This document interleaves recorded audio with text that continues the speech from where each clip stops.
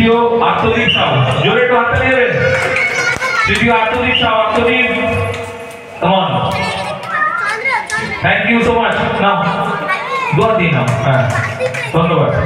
আচ্ছা বিভাগ গ পুরস্কার তুলে দিচ্ছেন সৌমিত্র মণ্ডল, মাননীয় সৌমিত্র মণ্ডল। সমৃদ্ধা বিশ্বাস প্রথম স্থান অধিকার করেছে। সমৃদ্ধা বিশ্বাস।